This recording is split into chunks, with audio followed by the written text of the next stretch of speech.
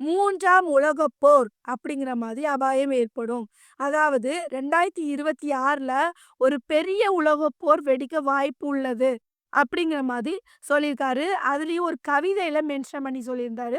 ஒரு பெரிய பிரபலமான ஆக்டரோ, இல்லன்னா பெரிய அரசியல்வாதியோ, யாரா இருக்கட்டுமே, ஆனா உலகத்திலே தெரிஞ்சவரா இருக்கணும். அவர் வந்து ஒருவேளை வேற மறக்க முடியாத அளவுக்கு இறப்பாரு. இல்லன்னா அவருடைய செல்வாக்கு மொத்தமா வீழ்ச்சி அடையும். ஹைஸ் நான் ஜெசோனா. இன்னைக்கு நம்ம எத பத்தி பார்க்க போறோம் அப்படின்னு பார்த்தீங்கன்னா, பொதுவா ஒரு வருஷம் முடிய போகுது.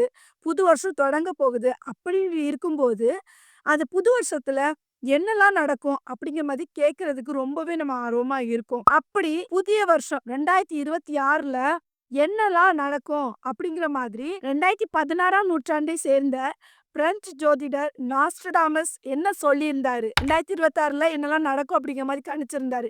இதெல்லாம் பத்தி தான் ஃபுல் டீட்டெயிலா நம்ம இந்த வீடியோல பார்க்க போறோம். இந்த வீடியோக்குள்ள போறதுக்கு முன்னாடி, இந்த வீடியோ பத்தின கருத்து ஏதாவது உங்களுக்கு இருந்துச்சுன்னா, தாராளமா கமெண்ட்ல சொல்லுங்க. ஏன்னா உங்களுடைய கமெண்ட்ட பார்த்துட்டு, நாங்க நெக்ஸ்ட் வீடியோ இன்னும் பெஸ்ட்டா எடுக்கிறதுக்கு யூஸ்ஃபுல்லா இருக்கும்.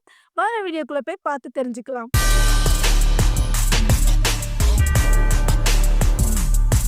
ஃபர்ஸ்ட்டு நாஸ்ட்ராடாமஸ் இந்த 2026ல என்னலாம் நடக்கும் அப்படிங்கிற மாரி கணிச்சிருந்தார்ல. அதுல மொத்தம் 6 நம்ம பார்ப்போம். ஃபர்ஸ்ட்டு என்ன நடக்குது அப்படிங்கிறது சொல்லியிருந்தாரு அப்படின்னு பார்த்தீங்கன்னா, 3ஆம் உலகப் போர் அப்படிங்கிற மாதிரி அபாயம் ஏற்படும். அதாவது 2026ல ஒரு பெரிய உலகப் போர் வெடிக்க வாய்ப்பு உள்ளது. அப்படிங்கிற மாதிரி சொல்லியிருக்காரு. அதுலயும் ஒரு கவிதையில மென்ஷன் பண்ணி சொல்லியிருந்தாரு. அது என்ன சொல்லியிருந்தாரு அப்படின்னு பார்த்தீங்கன்னா, 7 மாதங்கள் பெரிய போர், தீயவர்களால் மக்கள் இறப்பார்கள் அப்படிங்கிற மாதிரி சொல்லப்பட்டிருக்கு. இதற்கு ஆய்வாளர்கள் என்ன சொல்லியிருக்காங்க அப்படின்னு பார்த்தீங்கன்னா, அதாவது வல்லரசு நாடுகள் வந்து அதாவது ரஷ்யா, சீனா, அமெரிக்கா இந்த நாடுகளுக்கு இடையான மோதல் ஏற்பட வாய்ப்பு அதிகமா இருக்கலாம். அது வந்து போரா வெடிக்கலாம். மக்கள் இறப்பாங்க. அப்படிங்கிற மாதிரி ஆராய்ச்சியாளர்கள் வந்து கணிச்சிருக்காங்க. 2வது என்ன அப்படின்னு பார்த்தீங்கன்னா, கடல்சார் மோதல் மற்றும் கப்பல் விபத்து. அதாவது நாஸ்டடாமஸ் வந்து கணிப்பின்படி 2026ல ஒரு கடல் சார்ந்து ஒரு பெரிய விபத்து ஏற்படுத்தும். இல்லன்னா கப்பல் மொத்தமா மூழ்கும். இல்லன்னா என்னாகும் அப்படின்னு பார்த்தீங்கன்னா, கடல் சார்ந்து போர் நடக்கும். அப்படிங்கிற மாதிரி அவருடைய கணிப்புப்படி சொல்லப்படுறது. 3வது என்ன அப்படின்னு பார்த்தீங்கன்னா, முக்கிய நபருக்கு ஆபத்து, இடி தாக்குதல் அப்படிங்கிற மாதிரி சொல்லியிருக்காரு. நாஸ்டடாமஸ் வந்து 2026ல ஒரு லைன்ல எழுதியிருப்பாரு. ஒரு பெரிய மனிதன் பகல் நேரத்துல இடியால் தாக்கப்பட்டு வீழ்வான். அப்படிங்கிற மாதிரி சொல்றாங்க. அதாவது இதற்கு ஆராய்ச்சியாளர்கள் என்ன சொல்லியிருக்காங்க அப்படின்னு நம்ம பார்த்தோம் அப்படின்னு பார்த்தீங்கன்னா, இடி வந்து இடின்னு சொல்லி மென்ஷன் ஆகாது. அதாவது ஒரு பெரிய பிரபலமான ஆக்டரோ, இல்லன்னா பெரிய அரசியல்வாதியோ, யாரா இருக்கட்டுமே, ஆனா உலகத்திலே தெரிஞ்சவரா இருக்கணும். அவர் வந்து ஒருவேளை வேற மறக்க முடியாத அளவுக்கு இறப்பாரு. இல்லன்னா, அவருடைய செல்வாக்கு மொத்தமா வீழ்ச்சி அடையும். அப்படிங்கிற மாதிரி ஆராய்ச்சியாளர்கள் வந்து கருதியிருக்காங்க. 4வது என்ன அப்படி சொல்லியிருக்காங்க அப்படின்னு பார்த்தீங்கன்னா, இரவில் பதுங்கியிருந்து பெரிய தேனீகளின் கூட்டம் எழும் அப்படிங்கிற மாதிரி சொல்லியிருக்காங்க. அதுக்கு ஆராய்ச்சியாளர்கள் என்ன சொல்லி கருதுனாங்க அப்படின்னு பார்த்தீங்கன்னா, தேனீகள் கூட்டம் அப்படிங்கிற மாதிரி மென்ஷன் பண்ணப்பட்டதுன்னா, நைட்டு டைம்ல ட்ரோன் மீது தாக்குதல் அதிகமா ஏற்படும். அதாவது போர் நடக்கிற ஏரியா பகுதிகள்ல வந்து நைட் டைமு ட்ரோன் தாக்குதல் அதிகமா ஏற்படும். இல்லன்னா, இன்னொன்னு என்ன அப்படின்னு பார்த்தீங்கன்னா, நவீன தொழில்நுட்ப போரை வந்து ஏற்படுத்த வாய்ப்பு அதிகமா இருக்குது. அதுதான் இத மென்ஷன் பண்ணப்படுது அப்படிங்கிற மாதிரி ஆராய்ச்சியாளர்கள் அவங்களுடைய கருத்துப்படி சொல்றாங்க. அடுத்ததாட்டு 2026ல அ இயற்கை பேரழிவு எப்படி இருக்கும் அப்படிங்கிற மாரி நாஸ்டடாமஸ் சொல்லியிருக்காரு அப்படின்னு பார்த்தீங்கன்னா, கடும் வறட்சி ஏற்படும். அதாவது விவசாய நிலங்கள் வந்து கடும் வறட்சி ஏற்படும். அந்த வறட்சி ஏற்படுதுன்னா, அது பாலைவனம் மாதிரி அந்த இடம் வந்து காட்சியளிக்கும் அப்படிங்கிற மாதிரி சொல்லப்படுது. அடுத்ததாட்டு வெள்ளப்பெருக்கு. அதாவது வறட்சி சார்ந்து ஒரு இடத்துல வெள்ளப்பெருக்கு ஏற்படுது அப்படின்னு பார்த்தீங்கன்னா, அந்த இடம் வந்து அதிகமா சேதமடையும்.